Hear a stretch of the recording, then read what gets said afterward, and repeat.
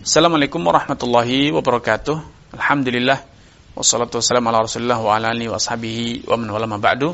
Kaum muslimin dan muslimat peserta grup Dirasat Islamiyah yang semoga senantiasa dirahmati Allah Subhanahu wa taala. Muallif rahimahullah taala mengatakan wan nisa'u ala darbain at-thayyibat wa abkar.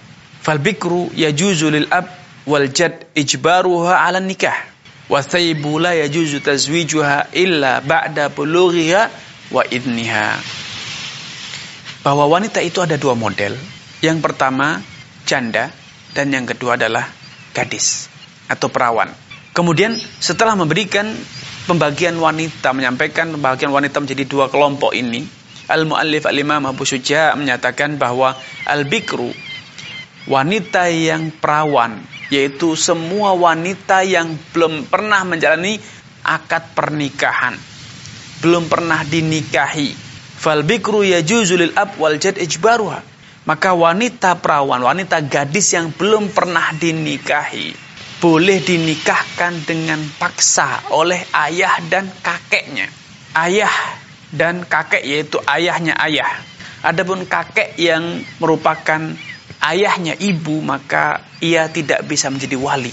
Sehingga perlu dipahami di sini yang dimaksud dengan al-jad kakek di sini adalah ayahnya ayah. Nah, dalam literasi fikih Syafi'i, ayah kandung dan ayahnya ayah kandung alias kakek dari jalur ayah punya kuasa mutlak untuk menikahkan seorang perawan, baik yang masih muda belia, belum balik ataupun telah balik, boleh dipaksa menikah. Dan kalaupun anaknya, gadis tersebut tidak suka, maka tetap saja pernikahannya sah. Ini fatwa ataupun pendapat yang diajarkan dalam mazhab al-Imam Syafi'i. Dasarnya apa? Ada beberapa dalil. Yang pertama adalah kasus pernikahan Nabi SAW dengan Aisyah. Aisyah dinikahkan oleh ayahnya yaitu Abu Bakar radhiyallahu ta'ala anhu dengan Nabi SAW di saat beliau masih kecil, belum balik. Sehingga pernyataan restu Aisyah yang kala itu belum balik, dinikahkan belum balik, sekitar kisaran umur 6,5 tahun hingga 7 tahun. Kalaupun dia merestui atas sikap ayahnya menikahkan beliau dengan Nabi SAW, maka restunya itu belum dianggap. Kenapa? Dia belum balik. Sehingga pernyataan anak yang belum balik itu dianggap laghin, tidak ada artinya, tidak bisa dijadikan sebagai dasar hukum. Kenapa? Karena anak yang belum balik marfu'ul qalam, tindakan dan ucapannya itu belum bisa dijadikan sebagai dasar hukum karena belum dicatat sebagai satu amalan. Nah, dasar yang kedua, para fuqaha Syafi'iyah juga berdalil dengan sabda Nabi sallallahu alaihi wasallam, la tunkahul bikru hatta tusta'dan wa la thayyibu hatta tusta'mar. Tidaklah boleh seorang bikir, seorang gadis, seorang perawan itu dinikahkan sampai dia dimintai izin, hatta tusta'dan. Sebagaimana tidak boleh seorang janda dinikahkan sampai dimintai sikap, dimintai pernyataan secara tegas. Para sahabat bertanya, Rasulullah, wal bikru tastahi, fa kaifa idnuha? Ya Rasulullah, faktanya para gadis itu biasanya malu kalau diajak bermusyawarah, dimintai pendapat perihal pernikahan. Adanya laki-laki yang melamar dirinya, biasanya gadis perawan itu malu. Bagaimana caranya kita minta izin mereka? Mereka akan diam 1000 bahasa. Itu wanita zaman dahulu. Zaman sekarang banyak wanita yang lugas mengatakan ya nikahkan saya, karena biasanya wanita zaman sekarang malah sudah berpacaran terlebih dahulu. Ini merupakan dekadensi moral ya, dampak dari kemerosotan moral. Zaman dahulu wanita itu malu, sangat malu, sehingga tidak mungkin seorang perawan itu terang-terangan mengatakan ya nikahkan saya. Yang terjadi seringkali mereka menangis, seringkali mereka membisu 1000 bahasa. Para sahabat merasa kesulitan dengan perintah meminta izin kepada anak gadis mereka, apakah mereka setuju untuk dinikahkan atau tidak. Maka Nabi menjawab, wa idnuha sumatuha, izin dan restu anak gadis itu disampaikan dengan cara diam. Diamnya wanita, seorang perawan, seorang gadis itu bertanda bahwa dia setuju, dia rela dinikahkan.